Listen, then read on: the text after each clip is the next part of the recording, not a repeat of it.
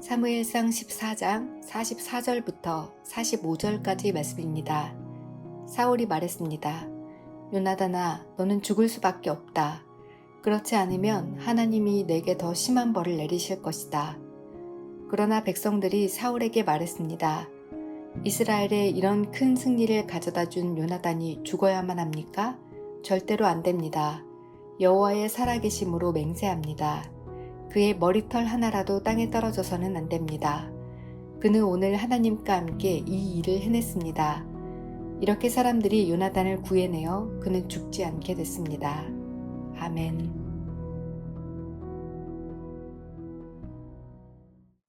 우리는 때때로 끝까지 밀어붙이는 것을 책임이라고 생각합니다. 하지만 하나님 앞에서 진짜 책임은 내가 틀렸다는 것을 알았을 때 멈출 줄 아는 것이죠. 44절 말씀을 보면 사울은 요나단을 향해 말합니다. 요나단아, 너는 죽을 수밖에 없다. 그렇지 않으면 하나님이 내게 더 심한 벌을 내리실 것이다. 사울의 말은 겉으로 보면 매우 신앙적으로 들립니다. 하나님의 이름을 말하고 자신의 맹세를 엄중하게 여기고 있기 때문에 그래요. 마치 하나님을 두려워하는 사람처럼 보입니다. 그러나 이 모습을 깊이 보면 사울은 하나님을 두려워하고 있는 것이 아니라 자기의 말이 무너지는 것을 두려워하고 있습니다. 사울은 이전에 백성들에게 무리한 맹세를 하게 했습니다. 전쟁 중에 아무것도 먹지 못하게 했습니다. 그 결과 백성들은 몹시 지쳤고 결국 피 있는 채로 고기를 먹는 죄에 빠졌습니다. 그리고 이제 그 무리한 맹세는 요나단의 생명까지 위협하고 있습니다. 요나단은 사울의 명령을 듣지 못했습니다. 그는 지팡이 끝으로 꿀을 조금 찍어 먹었을 뿐입니다. 오히려 요나단은 앞서 믿음으로 블레셋과 싸웠고요. 하나님은 그를 통해 이스라엘에 큰 승리를 주셨습니다. 그런데 사울은 그 모든 것들을 보지 못합니다. 오직 하나만 보고 있죠. 내 맹세가 어겨졌다. 내 말이 무너지면 안 된다. 그러므로 요나단은 죽어야 한다. 여기서 우리는 사울의 가장 깊은 문제를 봅니다. 사울은 하나님을 위해 자기 말을 지키는 것처럼 보였지만요.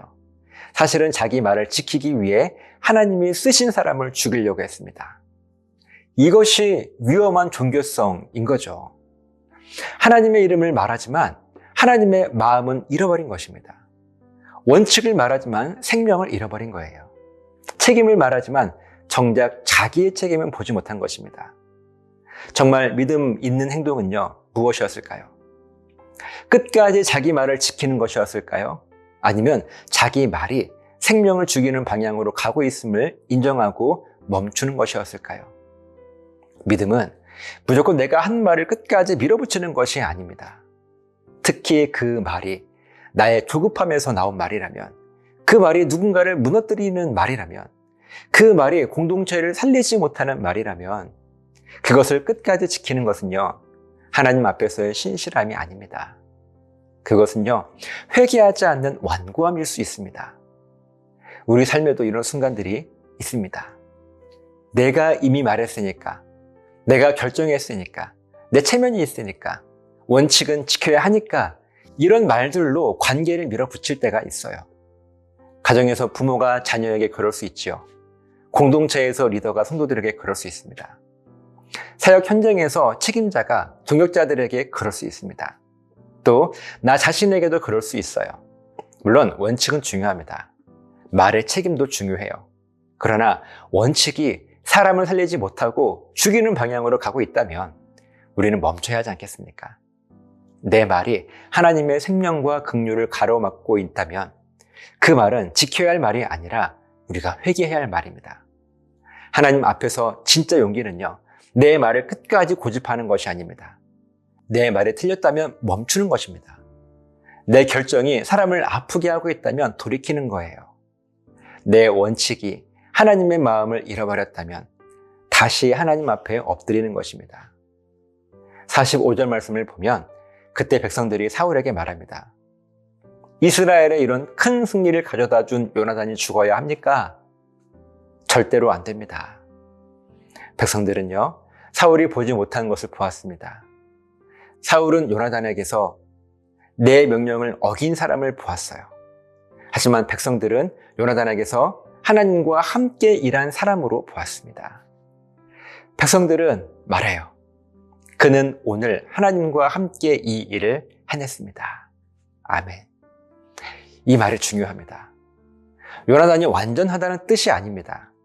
요나단에게 아무 설명도 필요 없다는 뜻도 아니에요. 그러나 하나님께서 요나단을 통해 일하시는 흔적이 분명히 있다는 것입니다. 사울은 작은 행위 하나만 붙잡고 요나단을 죽이려고 했지만요, 백성들은요, 더 큰 흐름을 보았습니다. 하나님께서 그 사람을 통해 무엇을 하셨는지를 보았어요. 우리도 사람을 볼 때 조심해야 합니다. 작은 실수 하나만 보고 그 사람 전체를 판단할 수 있지요. 내 마음에 들지 않는 말투, 부족한 행동, 어긋난 순간 하나만 보고 그 사람 안에서 하나님께서 하신 일을 잊어버릴 수 있습니다. 그러나 하나님의 공동체는 사람의 실수만 기록하는 곳이 아닙니다. 하나님께서 함께 하신 흔적도 기억하는 곳이지요. 백성들은 결국 요나단을 구해냅니다. 그들은 왕의 권위를 무너뜨리기 위해 말한 것이 아닙니다. 하나님께서 살리신 생명을 지키기 위해 말한 것입니다. 이것이 건강한 공동체입니다. 건강한 공동체는 무조건 조용한 공동체가 아닙니다. 건강한 공동체는 말해야 할 때 말할 수 있는 공동체입니다.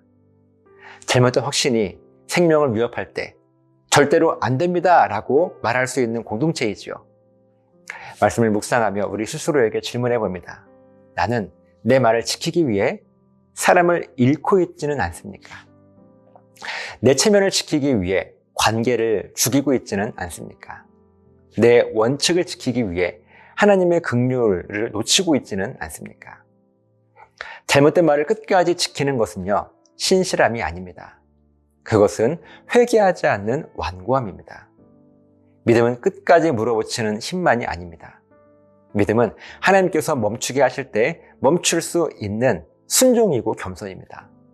믿음은요, 내 말보다 하나님의 마음을 더 중요하게 여기는 것입니다. 저와 여러분들에게 믿음은 내 체면보다 생명을 더 귀하게 여기는 것이라고 하는 이 진리가 깨달아지게 해주시기를 예수님의 이름으로 간절하게 부탁을 드립니다. 기도하시겠습니다. 살아계신 하나님, 귀한 말씀 깨닫게 하시니 감사함을 드립니다.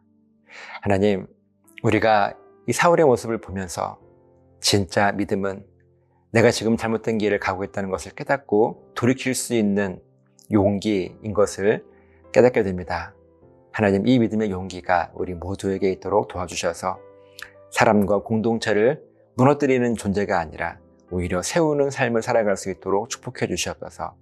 감사드리며 예수님의 이름으로 기도합니다. 아멘.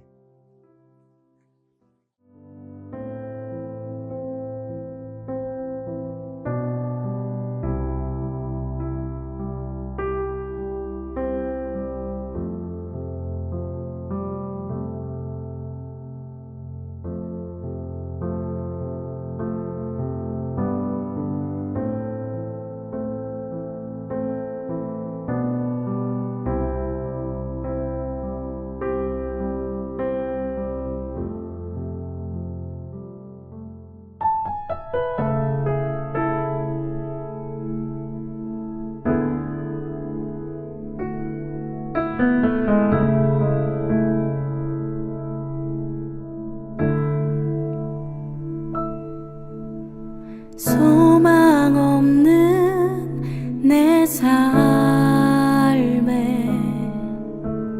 새 생명 허락하신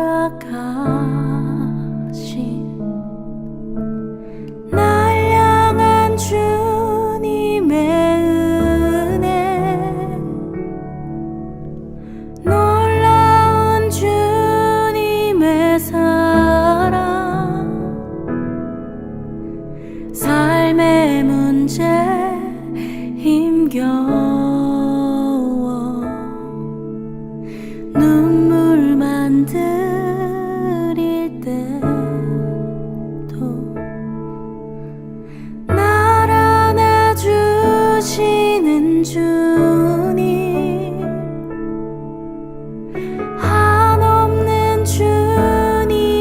사랑